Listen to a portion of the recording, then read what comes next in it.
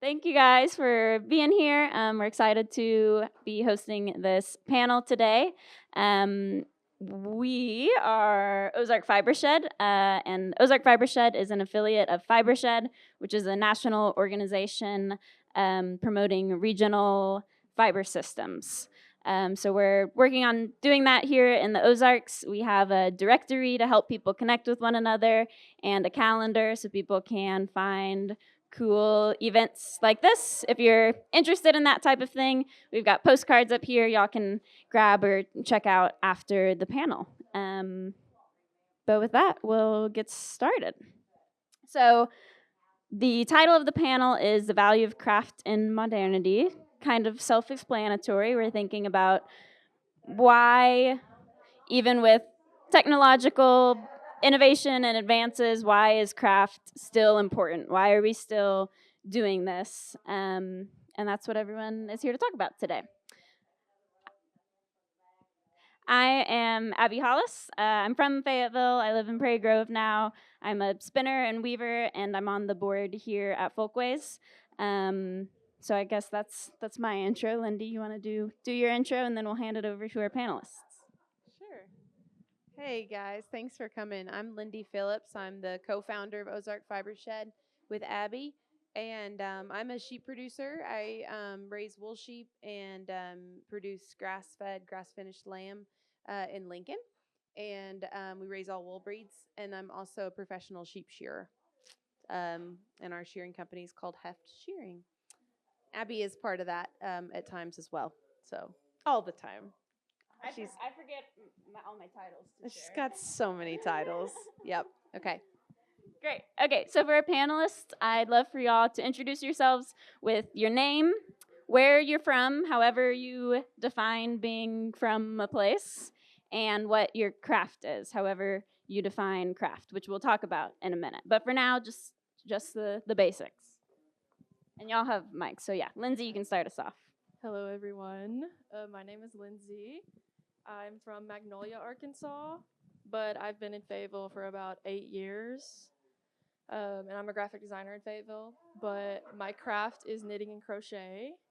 And I define craft as like anything that's like has a skill and technique, and you're taking something and making something into something else with some intention behind it.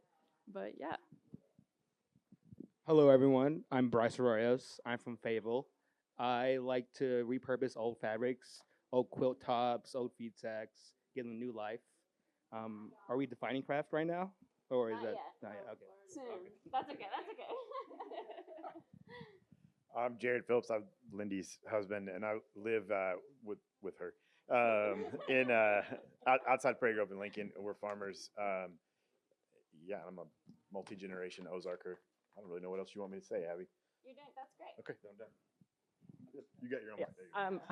I'm Emily Miller. I live in Fayetteville, and I am from Appalachia, so I have a legacy of Appalachian craft. And I do fiber work and woodworking and metalwork and glass work. Mostly now I'm working with fire on wood, glass, and metal. But I have spent 1 million years in fiber.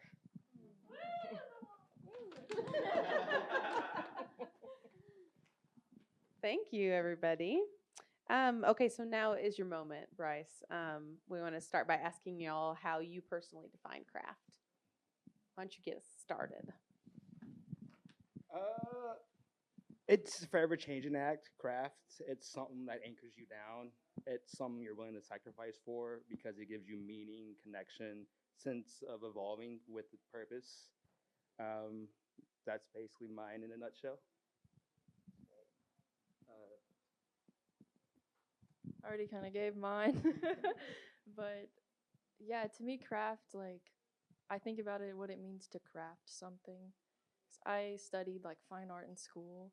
And so there's this toss up of like craft and art, like, what's the difference? And they bleed into each other, but I don't know. Craft to me has this like legacy behind it a lot of times, knowledge behind it, a skill that you can, like, I think of cooking as a craft, and like I think of everything takes a craft to make, but yeah. I guess I think about craft as how how do I live well and quietly in the place where I'm at? Like I think craft is not at least for me, maybe just because of how we farm with horses, and so it has to be quiet and slow and steady. And the impact is very, very limited. And so I think of craft as an intensely intimate and an internal process. It's not really for an external kind of discussion. It's kind of how I think about it. So for me, craft is about handiwork. It's about using your hands to manipulate your environment, sometimes with tools. And the more elaborate the tool becomes, the more we start to compromise just a little bit and turn into industry rather than craft. And also, I tend to think of craft as utilitarian, but also aesthetic. And I tend to think of art as something that is only aesthetic and not utilitarian beyond that aesthetic.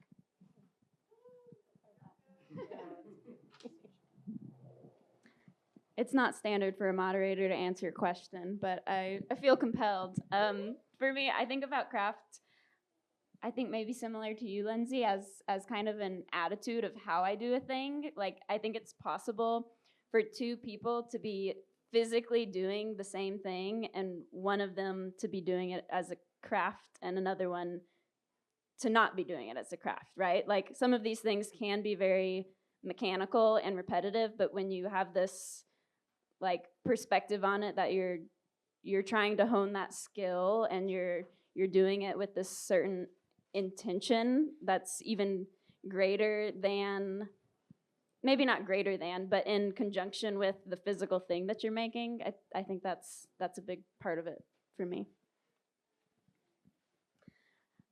Okay, so now we have a very, concise, clear definition of what craft is. So I'd like to kind of talk about personal history a little bit and ask y'all what your craft origin story is. So how did you get into craft at large, or even the specific craft that you're doing now? I'll start. So I went to school for apparel at the university, and they had a little sewing classes, not very much creativity in the program. So during COVID, I got dumped, unfortunately, but I found myself more free time to create, and it just kept snowballing and snowballing. So that's really my origin.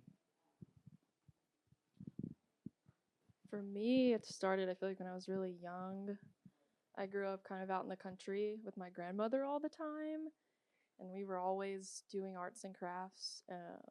She'd make me like even write poems and stuff like that, but her craft was crochet. And so she taught me when I was younger, but I cared because she cared, but I didn't really, like, it didn't stick with me at that age.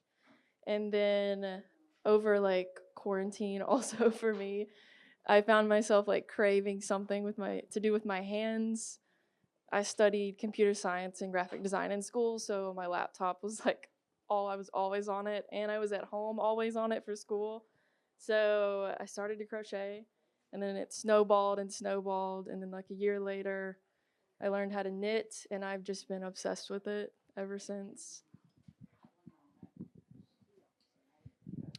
I think if I had to define what my craft is, I guess I would say it's farming with horses, because that's a kind of a different thing than just turning a tractor on. But I think I came to it via construction, because I grew up, my family has been, my dad and then my great uncles and my grandfather and then all the way back has been contract farmers, or they've been builders their whole lives. And so I grew up on job sites and around tools and all that. So just thinking about how you work in the world with your hands and your when you build a house, or you build just to build a barn or a dwelling or a fence or whatever, it's often done quietly, and hopefully it's done quietly. If there's a lot of shouting, then something's going wrong. But hopefully it's done quietly, and it's done to minimize impact on place, and you're hoping that it'll last beyond you. And so that kind of teaching and mentality is what, when we made the decision to farm and made the decision to farm with horses, that was part of kind of that background DNA of like that. That's part of the reason why the horse work resonated with me. It fit into a pattern of familial work that we had in my family for a long time. So I came to craft through my grandmother, who she lived on the Blue Ridge Parkway, and she's the one who taught me how to life. So I just adopted it. She was a woodworker and a painter, and it just became part of every aspect of my life. Everything that she had this 54 Kenmore sewing machine, which was just I just spent so many hours sitting at that sewing machine with like fabric flying, and she had resource everywhere. There was so much material. So you could just make forever and never run out of stuff to make with. So I think that kind of environment is what creates crafters. It's messy and it's unattractive, and sometimes the people you live with are like, what the hell, because there's a lot of it. What are you talking about? And these are why fabric stashes are important. It's why you buy wood that you don't have a plan for, because sometimes you want to make something, and if the stuff is there, then it just emerges. But if the stuff isn't there, it can die. See, Damon, it's not just me. Yeah. It's real. Yeah. Can I add something as well? Absolutely. Well, I guess since you broke with tradition, I will too. But I was thinking about, like I would say, yeah, farming is part of my craft. Farming with horses is part of my craft. But also found, shearing sheep to be a craft. And I arrived at it out of necessity. And I'm just thinking, listening to y'all, like there's legacy, there's choice, and then there's sometimes a way that that meaningful work finds us by necessity, because I couldn't find someone to shear my sheep. And then I realized that nobody could find anyone to shear their sheep. And, through a process of not really wanting to do it, but lots of people being like, well, you can do it, so will you do mine? And here we are 3 years later, and actually really, really love the craft. But thinking about additionally how craft can find us, because so many crafts are endangered, so many traditional professions. There's so few people that want to do them. And so it's another way they can find us, I think.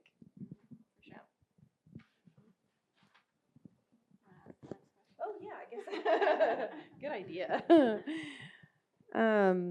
Okay, so a lot of us do craft. Maybe we don't get paid for it. Maybe sometimes we do, right? But obviously, probably most of y'all probably have like another paying job to pay your bills. So how do you feel like your craft impacts or interacts with your the other parts of your professional life and also your personal life? Okay, Yeah. so I did my doctoral work in craft. So my dissertation was written about making practices and the intersection of well-being and economics. So that was a big piece, right? It took a long time. So that was a big part of it. But also now I have a brewery, winery, distillery. And so we sell beer. It's craft beer, and we sell it all over. So it's, the craft it's everywhere in my life. Because my doctoral work was in economics and craft, I don't sell anything except the beer. And I have some reasons for it, and maybe they're unreasonable, and I sell your stuff, absolutely sell your stuff. I personally can't do it, and it has to do with like social economy and market economy. And I wrote a dissertation about it. If you'd like to read it, I have a TED Talk, you can go, but I do sell the beer. So that's nice to have money. Helpful. What is your business? Point Remove Brewing Company. So it's in Morrilton, Arkansas. We're in an old Coca-Cola plant that we converted into a manufacturing facility. We just opened our second tap room, and it's all the toilets broke on the first night, which sucked. But people like the beer. The beer's going well, and it feels like a huge success, even though there are no toilets.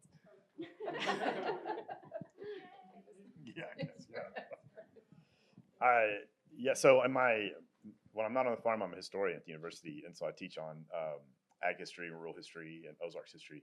And so farming with horses in the Ozarks today very much informs how it anchors my ability to teach.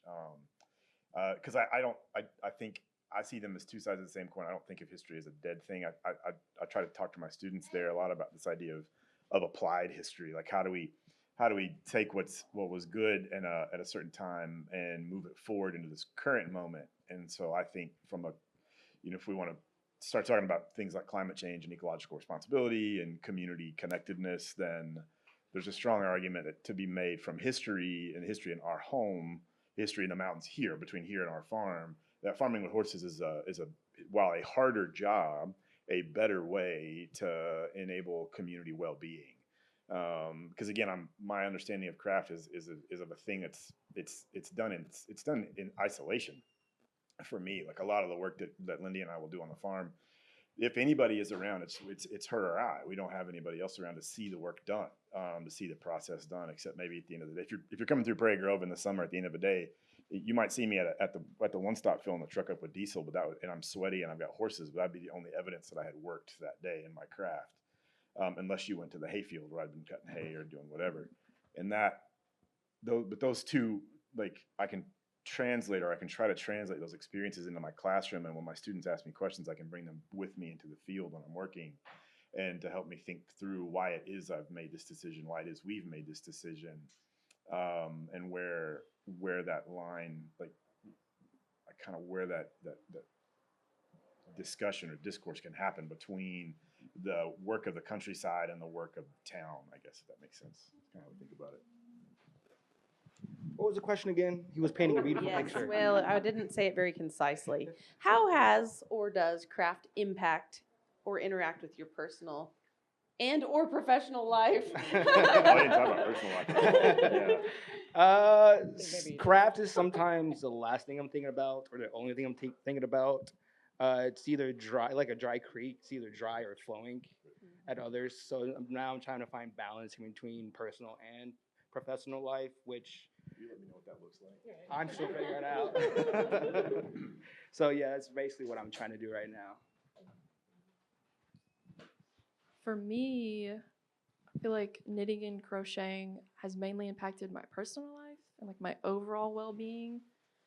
It sometimes will creep into my professional life with just how it's kind of altered my taste or led me to like find different interests in things, or like different color palettes I'll be drawn to because of yarn colors or something like that that'll bleed into like my graphic design stuff. But it's mainly just broadened my like social life and personal life.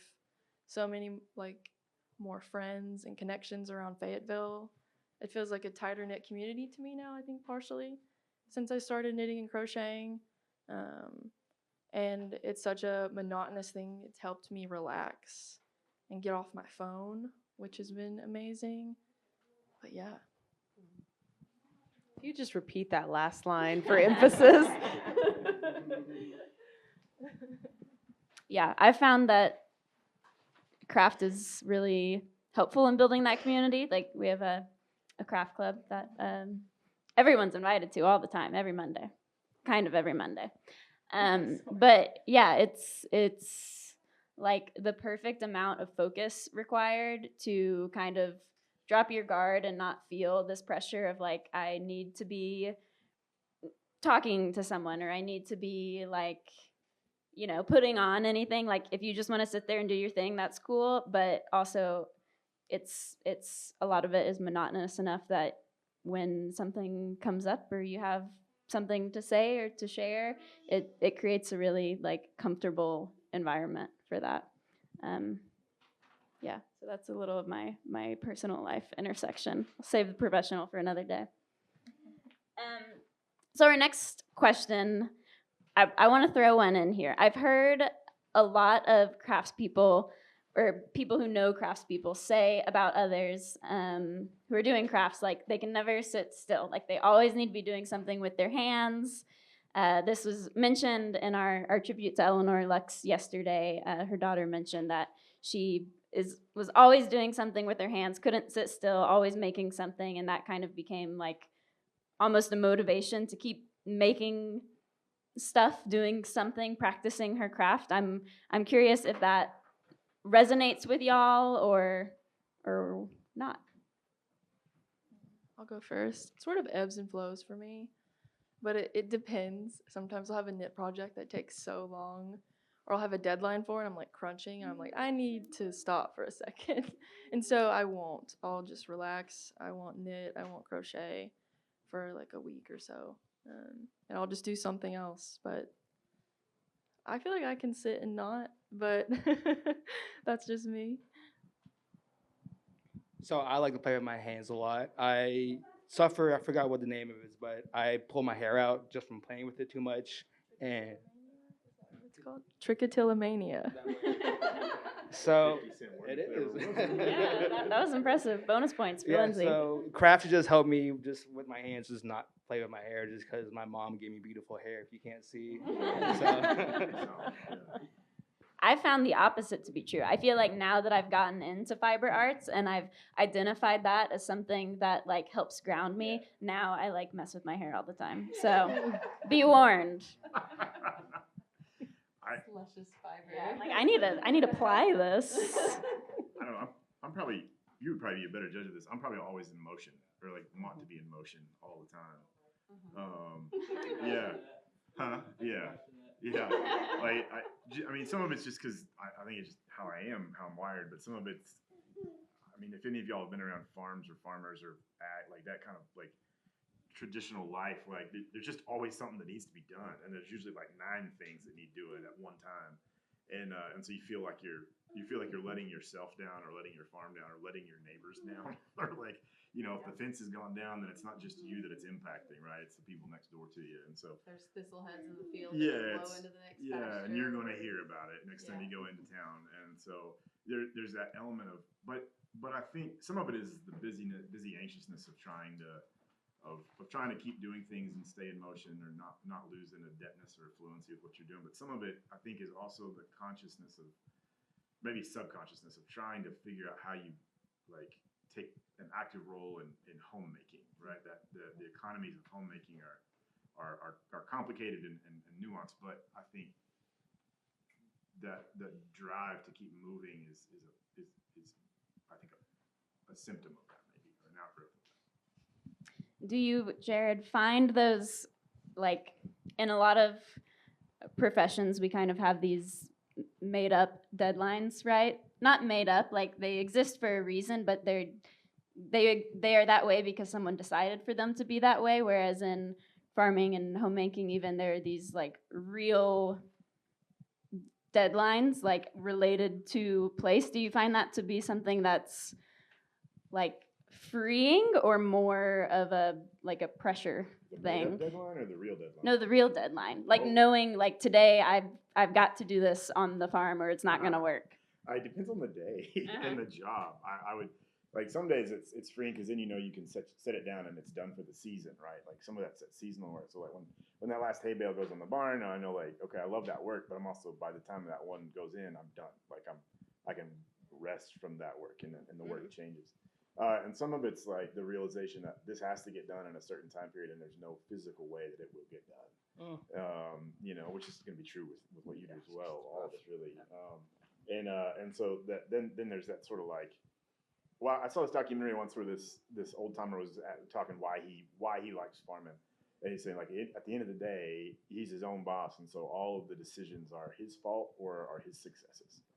You know, or something to that effect. And so it's that kind of that's a freedom of a kind, compared to when I have deadlines on campus that really are fictitious. They have no meaning, you know, like, other than the provost said we have to do that. And so, yeah.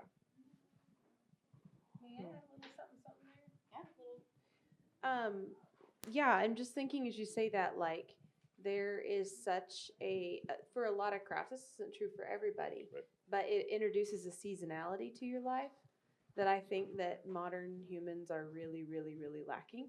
And I didn't know I was missing it in my life till I started farming.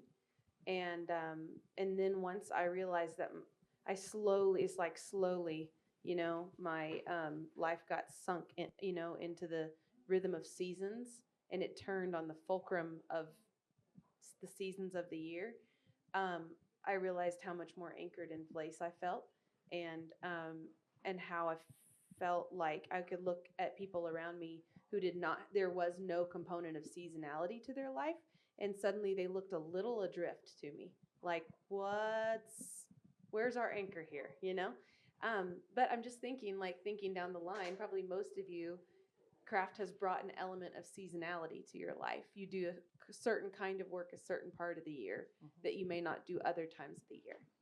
So do you feel like there's a seasonality to your craft? And if so, what kind of meaning has that made in your life? You're up. Okay, so yes, I do, but it's not necessarily. I mean, it's not. There are certain things that I do at certain times of the year, and like in January, I usually do suminagashi.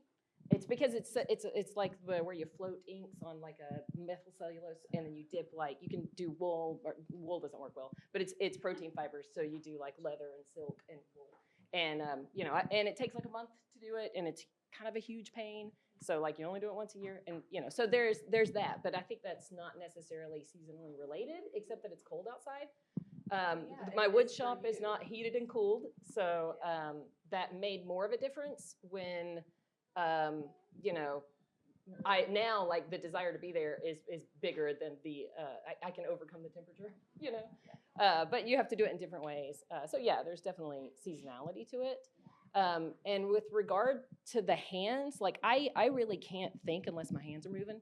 And so my body is always moving, and it's necessary. It's a complicated neurodivergency that I was just freaking born with, and so it is just a part of, it's something I have to live with.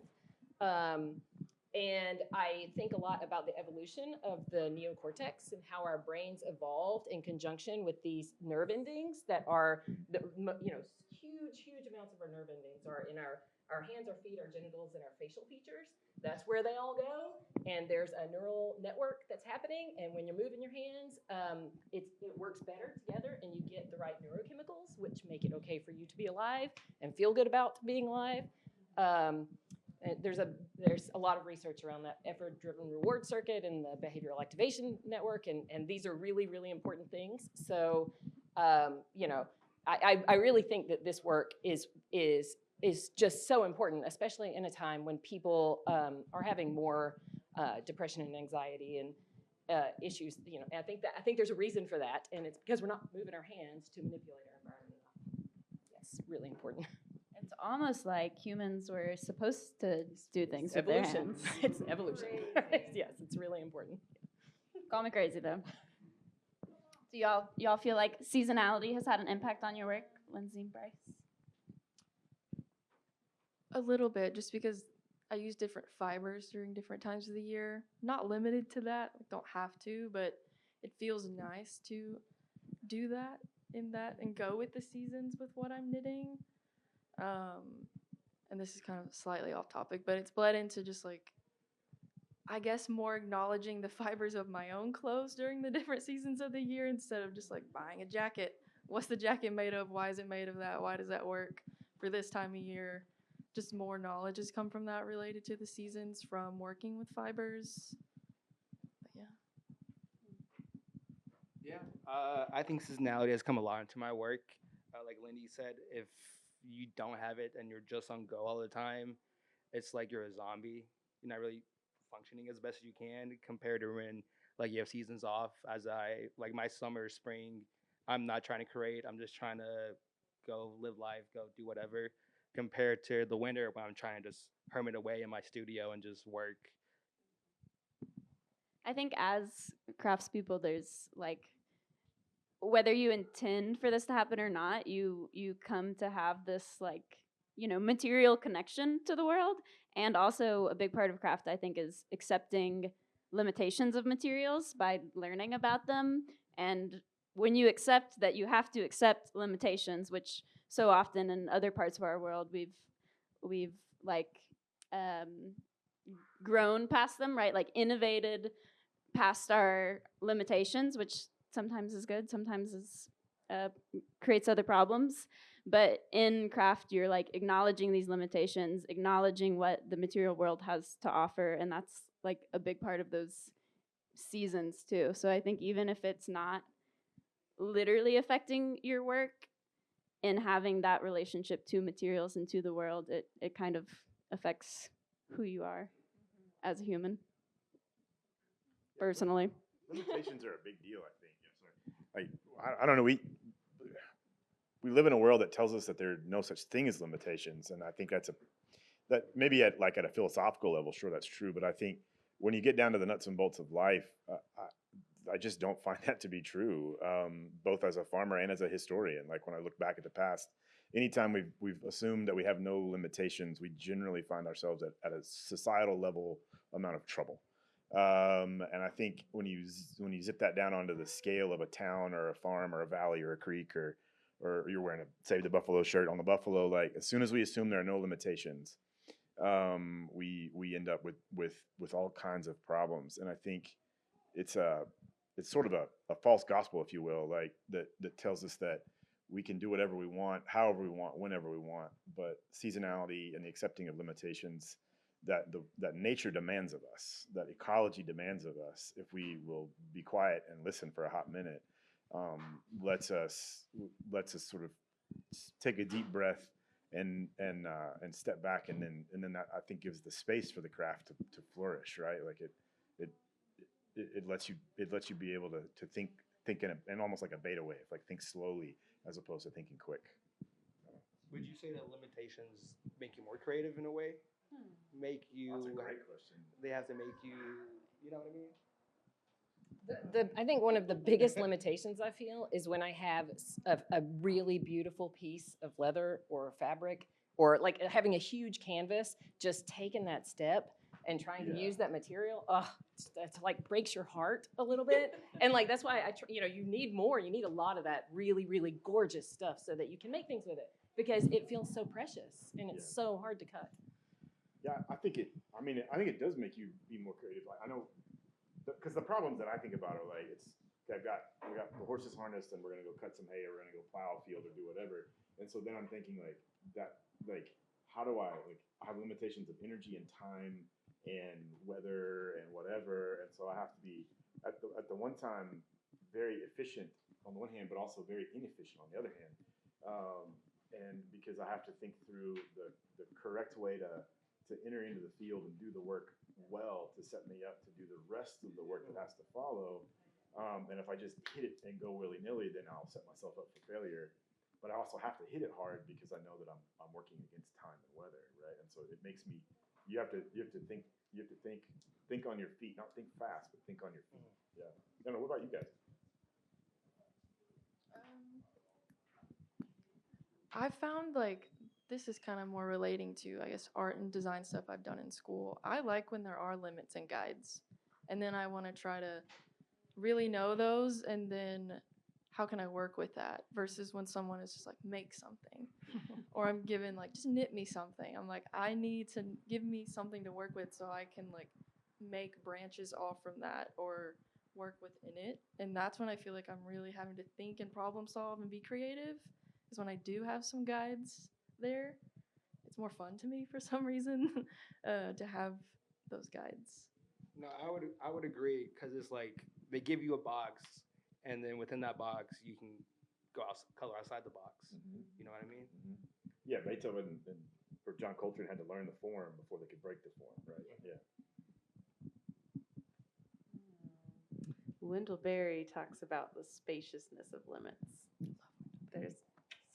There's like an open space, like it's a falsehood to think we can have freedom without having limits. Yeah. There's a freedom in limiting ourselves. And I never thought about that in the context of craft, but we are choosing limits for ourselves by doing same things with our hands and on a non-industrial scale. We're choosing limits, and in choosing that, choosing a freedom and a spaciousness that we can't have in a limitless world. Yep. Right. And our environment chooses, like we've talked about, those limits for us too. And I found that I try to work primarily with Ozark wool. And so in doing that, I mean, I've met Lindi and Jared. I've ended up here. Like I've become so much more deeply rooted in this place and known this place that I grew up so much better than I ever have before. Like in limiting something in one way, you are given the opportunity to like so much. I love that. I had a little surprise performance. But you can so much more fully like know the thing that you are choosing to limit yourself to. And there's something really cool and freeing about that. Like you don't have to worry about making those decisions. You can take out decisions for yourself and allow yourself to like really focus on this thing and know it well. You can know your neighbors better. Yeah, absolutely. Like I think, like like we, I don't, you probably, but we kind of always know where our neighbors are, and so if we have a problem, then we know where to go for help. Like, because you can't always call somebody, but like because if you accept the limits of place, which we should, in my humble opinion, if you accept the limits Very of place, humble. yeah. Who could have Super guessed? humble. Who could have guessed? I'm starting to get. I can feel. I'm getting a little fired up right now. Give him a mic. I'm getting ready. Oh yeah. I'm usually loud enough. I don't have to have one of these. So if you accept the limits of place, then it means that you have to pay attention to your community, and so a lot of other things fall by the wayside. So, like, you don't ask certain questions of your neighbors not because you don't care about what they think, but at the end of the day, the neighborhood, in a broad like in a big way, like in a way that Wendell Berry talks about it, or Aldo Leopold, if you've read any of that kind of old school nature writing, like in that's your raccoons and your squirrels and your humans, all these neighbors, like you get to know where they are in a given season and a given moment, and so that way, if you hear a siren come down the road or you see smoke or you get stuck or whatever, you know where to go for help or where to go give help, and it's an intimacy that we've lost in a world that's no longer accepting limitations and appropriate scale. And I mean, and people have been talking about this for centuries, right? Like focusing on place and thinking about the intimacy of community. But that's a thing that I think that no matter how you define the craft you engage in, you can find that entry point into.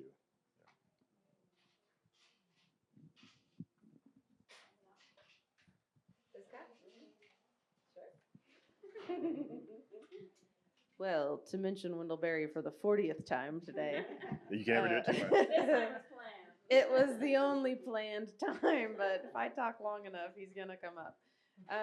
No, it's in thinking about this panel, I was thinking about probably, maybe my favorite thing I've ever heard him say is that when going back makes sense, you're really going ahead. And that feels really appropriate to this conversation. I think that like sometimes people can associate craft and nostalgia. I know that a lot of times for us in terms of our farming with horses, raising wool sheep, we've been accused of that a lot. Not in a mean way, but like, aw, so quaint, so cute. Aren't you? Oh, it's like a living history exhibit, Until we And compare we're like, decent things, yeah. that's not really what we're doing here, But like I have come truly to believe that when going back makes sense, that's going forward. So that kind of links into this question of like, why do you guys think that there has been kind of a resurgence of interest in craft especially among younger people? And do we think that that is a trend that's going to go away? Or do we think that that's answering something inside of us that we're going to hang on to, You start, Emily? Sure. So, first of all, I think I would take issue with the notion that there is a resurgence in craft among young people. I would say that That's fantastic. Hello. I I would say that it hasn't gone away. It was it all the way back through history. You can see young people being interested in using their hands to produce and manipulate their environment to make goods. I guess now there's not as much opportunity for it, and kids tend to use their hands in different ways. But we evolved to use our hands in really specific ways that are essential for our well-being. We all have the desire. All the kids have the desire, and they need to experience the accomplishment that comes from doing that. Unfortunately, our systems don't work well for kids anymore, right? Like when I grew up, there was a woodshop, class. There was a sewing class. Kids don't have that now, so they rely on Except for us. Fiber Camp once a year. That's right. They rely on us. They rely on us to provide those opportunities for those young people to get their hands moving, and it's our job in order to create a healthy society and a community of people who can function and who can feel good and who can be producers of the goods in their lives. So I think they all want it. They're desperate for it. Every single one of them wants it. They just don't have a lot of opportunity for it. So that's why these organizations matter. I think they do surge though. I think the interest comes and goes. You know, like I think you can look in the 20th century, 21st century, you can see surges in American life where people become sort of, if there's a baseline like you're talking about, then I think there are spikes in that baseline. Cultural. Yeah, you know, and so I think, you know, coming out of the pandemic, I think we saw one in the pandemic. You know, I know we saw it. I mean, everybody, if you had Instagram, all of a sudden everybody was an enthusiast of cottagecore, whatever that means. But I know my students were talking about it quite a lot. And I still don't really understand it, but there, you know, so there's this like, there's this level of enthusiasm that comes and goes. So like after the recession 2008 or back in the 70s with all the hippies and then, you know, even before that, down here in Winslow, there was, you know, in the 30s, there was, you know, there's a big crew of people that came too. And so I think you see these surges, and I think it's answering I think it tends to be answering a crisis of culture. Like and I think we see it more acutely today because we are so disconnected today from everything, from reality, I guess. Like there's less tangible connection, or less like you were saying, less ready, tangible connection to the environment that we live within. And so I think that's driving it maybe somewhat. From my point of view, thanks to social media, I think it's a trend because it's very in to do it yourself. And I feel like a true crafter, like Jared says, isolation is just you and yourself. You're just doing it to do it just because it comes natural to you. Well, I'm also a cranky old bastard, so yeah. Yeah. It doesn't show. Yeah. No, yeah, I just think people just want to fit in, maybe because of culturally too. They don't have anything they can cling to, so they have like a craft that you have other people that you can share with across the world. Yeah, I was gonna say I feel like it's both, but with the trends, I feel like it sticks for some people, even if they jump on it. So that's positive to me with that, but I think it will be around. I don't think it'll die off. I mean, but I was doing stuff with my hands since I was a little kid because my grandmother was making me, and I don't know if like that's kind of why I still am obsessed with it now, even though I had years where I wasn't. But I plan on teaching that with my kids and doing the same thing and hoping that sticks and continues. But I know a lot of young people who love crafts, and everyone I talk to gets excited about it, even if they aren't actively doing one right now. They want to, or maybe they're doing something and they're not recognizing it as a craft. I feel like there's a lot of that happens. People don't see something as a craft that they do every day. Like the people who cook every day, that to me is a craft. They're doing something with their hands. They've memorized how the ingredients come together, but it's just the day to day. But yeah, I don't know how to end that thought, but that's. Can I add one more thing to this? Yeah. So one of the things that we do at our brewery, we have these TVs, and do you guys? This is an unfortunate term, but do you know the term competence porn? It's so it's like YouTube when you're watching people do woodworking or leather work or metal casting, like these videos of people doing things well, just like regular people just doing cool stuff. That's what we play on all of our TVs. That's fantastic. And here's the thing, there is a thing that happens to your brain and your body when you watch somebody's hands move. I mean, like when my grandmother got too old to work and her eyes didn't work, you know, I was her hands, and it gave her the neurochemicals she needed. You know, it really is important.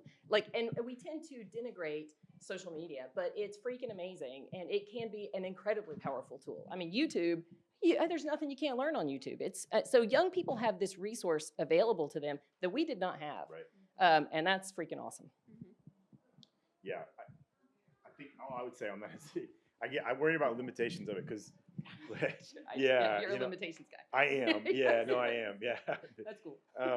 Well, I think sometimes like you can, again, I worry about that false confidence, right? Like, like you can watch a video on how to do X or Y task. Shear a sheep, for instance. Shear a sheep, yeah. Not helpful, I see. That was one of the things in my head. I was thinking about like, well, this would be, or like, you know, like some of the skills that I learned from my dad, you know, and or from, you know, from watching him and my grandfather and my uncle work.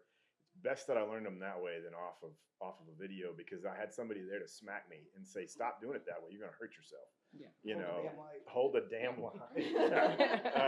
Yeah. But I think one of the cool things that we can see emerging maybe is, this is where I'll say the odd positive thing about virtual reality is that there could be a moment when you can figure out a way to have that as a virtual experience where you get a sort of three-dimensional engagement with it that you can then take out in the real world. Don't like that. I don't know that I like it. I don't know that I like it, but know. I'm sort of like thinking through. I can think how- about it, but I'm But thinking. could- it's complicated. Like Yeah. something that I experienced with fiber arts is I want to go learn something. Ideally, I happen to have spinning guild that weekend, but God forbid I have to go to YouTube to try and learn something. A lot of these things, the crossover between the people who have really in-depth knowledge on these traditional crafts and the crossover of people who make and post Yeah. YouTube videos or would be like virtual reality teachers is pretty Slim. limited. It's super Yeah. limited. So that's another kind of challenge of I see people sometimes like relying on the YouTubes or the social medias, which again I feel really old saying the YouTubes and the social medias. I take that back. Delete that from the clip. But yeah, there's something like you're saying different about learning it from someone. It's not. I mean, I should be clear. Like, it's not that you can't or you never should. Like, part of how we learned how to deal with horses is through social media and YouTube, because absolutely. there's just not that many people left that do the work, especially not in our region. We're not the closest playing community is 3 hours away. Last I checked, they don't use cell phones. Yeah, Amish and Mennonite, and they're and so you can't just walk in and say, hey, teach me how to do this thing, and so like sometimes it's the best we've got. I found with my craft, I like a balance of both. Like when I was learning how to knit, I got this kit and it had instructions on how to knit this sweater vest. And I watched this video and I was like, what is going on? It was so different from crochet. And so I sat down with someone for like 30 minutes at a coffee shop and I was like, I got it. And I was watching someone's hands on YouTube, but it wasn't the same experience. But then there'll be certain moments where I just want to watch a quick video on how to do this certain increase. And so I like a balance of both. But I learn a lot from Craft Club too. Just talking with people in person when I have a problem. Getting someone's opinion on a type of yarn. I don't know. But that's also like a social interaction that just brings me happiness. But I like a balance. If I'm watching a bunch of YouTube learning something, I don't feel good after a while. I don't know what it is. Like, I'm like, I need to stop watching this video. Yeah. It stresses me out more to a certain level, but yeah.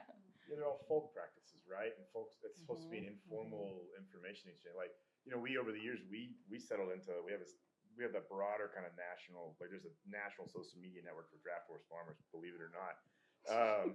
But we settled into like there's like 4 or 5 of us we're all about the same age, we all have young families, and we just are on this text feed, and so we just pepper each other with questions or comments or like, I did this way, how would you do this? Because we live in different geographic and environmental spaces, and so you get like there's a way that you can use social media to help out, and use the connectedness that we have now to help out.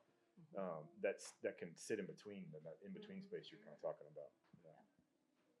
And I think things like YouTube videos can be really good entry points for people who see something or have this desire, like showing up to a spinning guild meeting or like a weavers guild meeting can be intimidating for someone who kind of has no idea about any of the things. If you do go, you'll realize that you didn't need to be intimidated. Everyone is so kind and lovely, but that doesn't change the fact that there can be this like, they know so much, I know nothing, but I'm interested. Right. So it's nice to have a resource to kind of get your baseline knowledge for sure. So craft and modernity, does it matter? Yeah, it matters. Yeah. Yes. No. Yeah, Vote. definitely. In the audience, let's get a It poll. matters Have we in convinced you? all the eras, every era. It matters. Yeah. Beginning to end, all of it matters. Well, let me see the poll. Raise your hand if you think craft matters. It matters. Even Birdie? Even Let's Birdie. go. Alrighty. Well, any last words from anyone? Anyone have any good thoughts you want to share? Bryce looks like he does. Talking about like the crafts and YouTube, do you guys feel like you need community for craft? I think it's a wonderful byproduct. Often, it's Mhm. a wonderful byproduct. Because I feel like a lot of us probably just isolate ourselves and make stuff. Yep. Sometimes that too. Yeah, it's Both. both. Yeah. I mean, You can't argue with people who don't know how to do what you're doing. So like the really good community is when you can argue about the value of veneer. And you have to have a certain amount of experience to argue about Right. veneer. You know? Yeah. Like your horse people. Yeah, the- we'll argue about it, Yeah, yeah. because you're the people who are in it. Right. You know, that's good stuff. That's digging Yeah. deeper. Yeah. But also, most of my time I spend alone. So I get it. Yeah. Last thought. Yeah. That's a No, great- I do, and I think it like you said can be a great byproduct of it, and allows you the space to like be really comfortable on your own or in a group when it's appropriate for one or the other. And also to like elevate your craft to the next level. Yep. I think. Yep. Yeah, for sure. I have a thought on that. I feel like with crochet and knitting, like I know for my grandmother, a group of women would like get together. It was like a social event almost to sit and knit and talk and gossip and learn things and share music. But it was all like sort of held together by the craft. And they would drink coffee. So I love that part of it. I don't know if that's just intertwined with the history of the craft, but Yeah, it's like an excuse to get together. yeah, with this very technical thing you're doing and counting with your hands while you're talking. But yeah. Cool. Well, do we have any questions from the audience for any of our panelists? Sangeet? Well, kind of just some comments, but I thought it was really interesting about talking about the ebbs and flows in craft. And two things that kind of came to my mind was that the first thing that gets cut for funding for public educational programs is the arts, music, and everything under the arts wing. But then also I see like high schools with ceramics programs that are just like beyond what I could even imagine in a big university setting. And so it's there's so many different kind of dynamics with that. But also I think everybody kind of mentioned that familial, that historical aspect of how these things have been a big influence on your life since you were young because of the environment you were in. And so that's kind of, so whenever I think about those things of like, well, are we going through this or that kind of boom right now? Why is it happening? It just kind of boggles my mind to try to think of all the different factors that might be at play. But the other thing was just about how you guys were discussing the constraints, and definitely I was thinking about like the constraints on being a ceramic artist and wood firing and definitely seasonal stuff. That's so much a part that I wasn't thinking. Just like when you can think of every different craft, there is some sort of aspect of that kind of cyclical kind of aspect of it. But it also made me think of just from a creativity standpoint, having those constraints. I heard some thing on NPR about that Green Eggs and Ham was written on a bet, I believe, between Dr. Seuss and his publisher. You bet him you couldn't write a book using less than 50 words. And so it was this mad expansion of creativity because of those constraints. I don't care if that's true or not. I love that story. I Come on, fact tell. checked myself. Yeah. I wasn't playing on my phone. I was. Yes, Doug. So I've heard you talk about craft, and I hear like materials that are historically grounded, techniques that are historically grounded, and maybe styles that are historically grounded.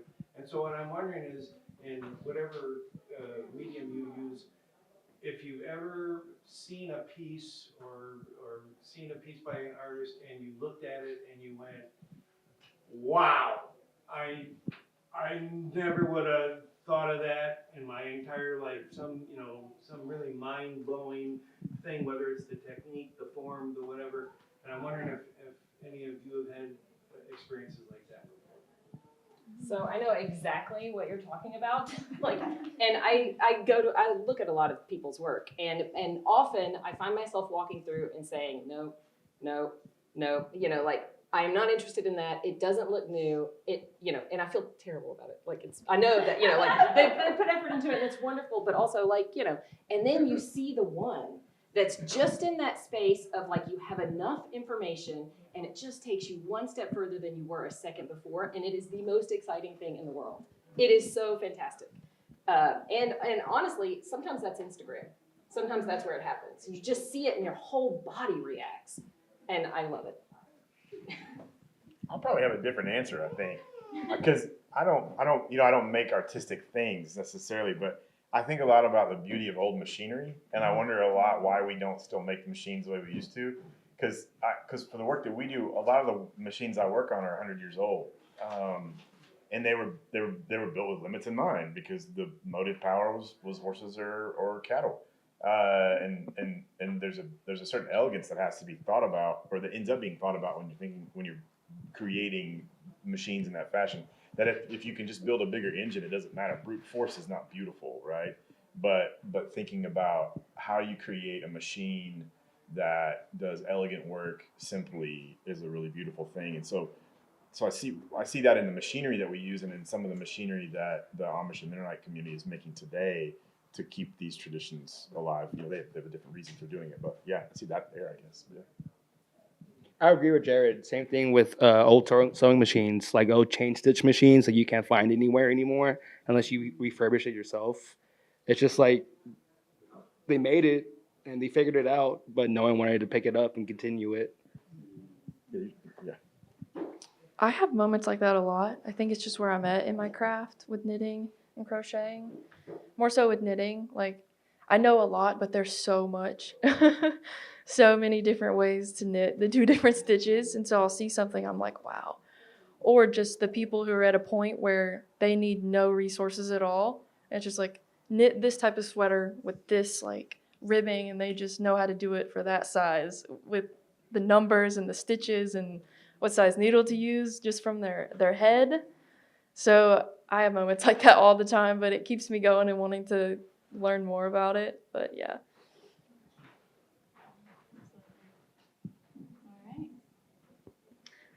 Birdie, do you have anything you'd like to share with the audience? No, I didn't think so. Did you have a question? Not exactly. I'm more saying, it was just kind of something that I thought of while you guys were talking, especially on the part about social media and YouTube and how that plays into making and crafting the world. And it might just be because I'm a little bit younger and sort of grew up with this sort of thing. What are you trying to say about me? Right? But I think it's really, really, really important, that method of sharing information, especially I'm a tattoo artist.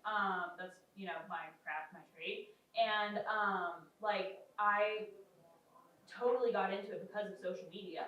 That's where I first saw it, and I was that is so interesting, that is so beautiful. I want to do that. I want to make that.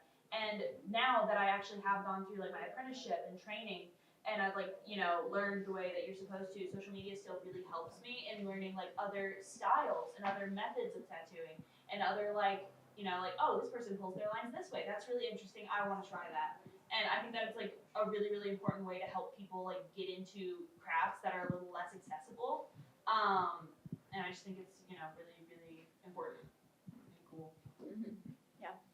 And You just said you had an apprenticeship, right?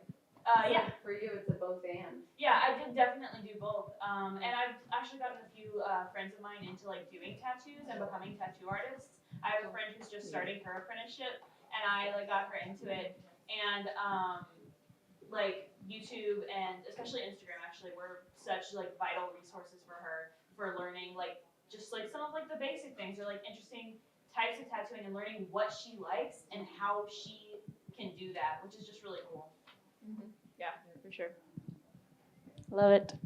Awesome. Well, thank you everyone so much for coming to Fiber Fest and to our panel. Thank you so much to all of our lovely panelists. We really appreciate y'all sharing your insight and perspective on all of these things. It's been really wonderful to talk with all of you. If anyone's interested in Fibershed, we've got some stuff up here, and I will give you a gentle reminder that the silent auction closes in 30 minutes. So if you're bidding on anything in the back, now's the time to be hovering. And vote for People's Choice in our Fiber Art Show. It's right on the other side of the silent auction in the back. So yeah, thanks again to everybody. Appreciate y'all, and happy Fiber Fest. Thank you.